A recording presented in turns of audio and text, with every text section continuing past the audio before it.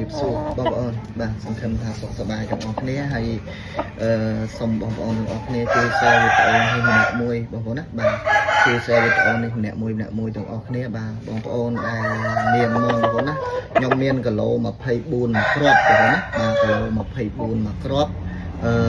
ភូមិមាជួលភូមិមាបងប្អូនណាបាទគីឡូ24មួយគ្រាប់នេះភូមិមាជួលភូមិមាមានន័យថាខ្ញុំអត់រើសត្រង់ទេបងប្អូនណាបាទត្រង់បងប្អូនណាក៏ជួលដែរឲ្យតែគីឡូប៉ាន់បងប្អូនណាឲ្យតែគីឡូប៉ាន់មានន័យថាភូមិមាជួលភូមិមាគីឡូប៉ាន់បងប្អូនណាមន់ខ្ញុំមិនដូចយើងនិយាយទៅគេថាមន់តគុតប៉ុណ្នេះបងប្អូនណាបាទតគុតប៉ុណ្ណឹងបាទតគុតប៉ុណ្ណឹងតគុតលើក្របពោតបន្តិចប៉ុន្តែខាងនេះបាក់បាទខាងនេះបាក់បើសិនជាតគុតបោះបងប្អូនប៉ាន់គ្នាអានឹងខ្ញុំជុលអត់តតគុតទេប៉ុន្តែបងប្អូនរៀនវែងជាងខ្ញុំបន្តិចឬក៏មិនម៉ាវែងមិនតិចតួចអានឹងយើងនិយាយបាត់បងប្អូនណាបាទប៉ុន្តែមកជាហៀងខាងបាក់នេះមានន័យថាខ្ញុំតហើយបងប្អូនណាបាទខ្ញុំបញ្ជាក់បន្ថែមខ្ញុំតតគុតបាទម៉ូននេះគីឡូរបស់វា24ធ្លាក់បងប្អូនណាបាទ24ធ្លាក់ភូមិមើលជួលភូមិមើលបងប្អូនបាទមាន់នេះយើងអាចបកគូបកងបាន2សប្តាហ៍ទៀតមានន័យថាដាច់អាទិត្យនឹងហើយចូលដល់ថ្ងៃអាទិត្យក្រោយយើងអាចយកទៅបកគូបានបងប្អូនណាបាទយើងអាចយកទៅបកគូបានបងប្អូនមាន់នេះខ្ញុំជុលបាន11លាន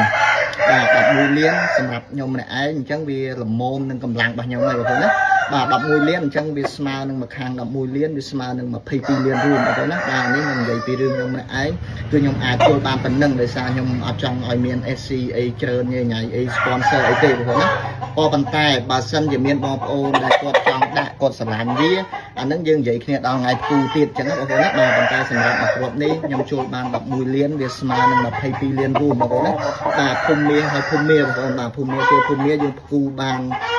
ដាច់អាទិត្យនឹងហើយចូលដល់ថ្ងៃអាទិត្យក្រោយមួយទៀតបងប្អូនណាបាទយើងគូបាននៅថ្ងៃនោះបងប្អូនបាទយើងជួលបាន11លានរួម11លានមួយខាងវាស្មើនឹង22លានរួមបងប្អូនណាបាទខ្ញុំជួលនេះមិនមានបំណងថាចង់ឈ្នះចង់ចាំងត្រង់បងប្អូនណាមួយទេបងប្អូនបាទគឺខ្ញុំជួលដើម្បីដកស្រង់ខ្សែពូជរបស់ខ្ញុំទេបងប្អូនណាបាទកូនប្រកាសបន្ទាល់បងប្អូនណា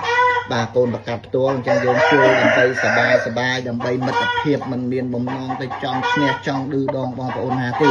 បាទអញ្ចឹងខ្ញុំជួលគ្រប់ត្រង់បាទភូមិមាជួលភូមិមាអញ្ចឹងបងប្អូនដែលមានគីឡូ24ហើយចេញត្រូវជាមួយខ្ញុំដល់ថ្ងៃនោះ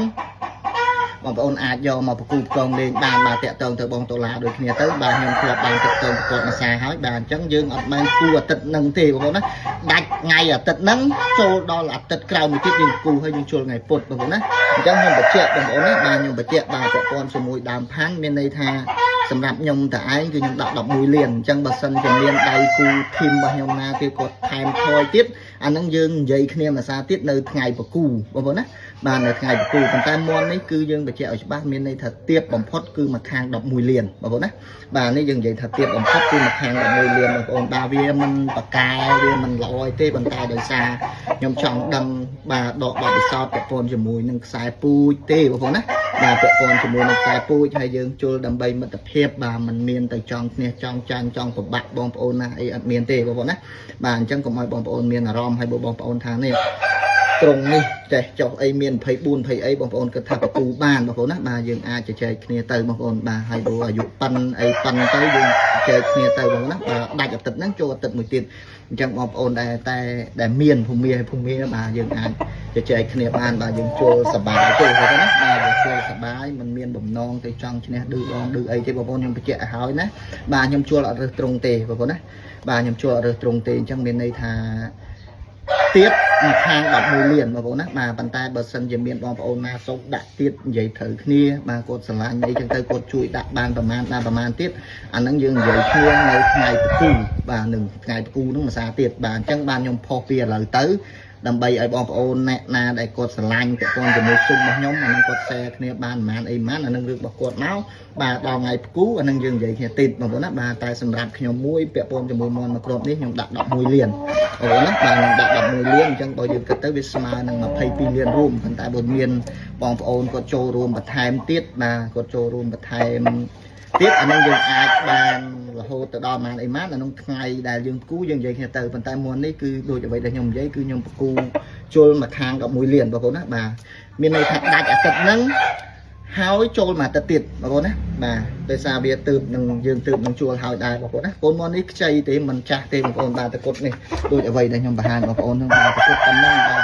ហើយអាមួយខាងនេះបាក់ចុងបន្តិចប៉ុន្តែបើសិនជានេះពេលប្រគូគឺខ្ញុំតខាងនេះមកជាហៀងបងប្អូនណាបាទខ្ញុំតខាងនឹងមកហៀងអញ្ចឹងបងប្អូនអ្នកដែលមានបាទខ្ញុំបញ្ជាក់បន្ថែមគឺភូមិមាជួលភូមិមាបងប្អូនណាបាទខ្ញុំបញ្ជាក់បន្ថែមភូមិមាជួលភូមិមាបាទហើយ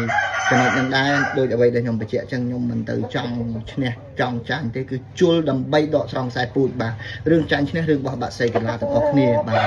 សប្បាយលេងសើចនៅក្នុងសេវៀនបាទចប់មកគឺមិនបាច់បារម្ភទេបាទខ្ញុំអត់ចេះទៅឌឺដងទៅថាមិនទេបងប្អូនឈ្នះយកលុយទៅបាទខ្ញុំឈ្នះខ្ញុំយកលុយមកផ្ទះតែប៉ុណ្ណឹងដូចគ្នាណាបាទអរគុណហើយសូមបងប្អូនទាំងអស់គ្នាជួយ share វីដេអូនេះម្នាក់មួយបាទបាទអរគុណច្រើនបាទជម្រាបលា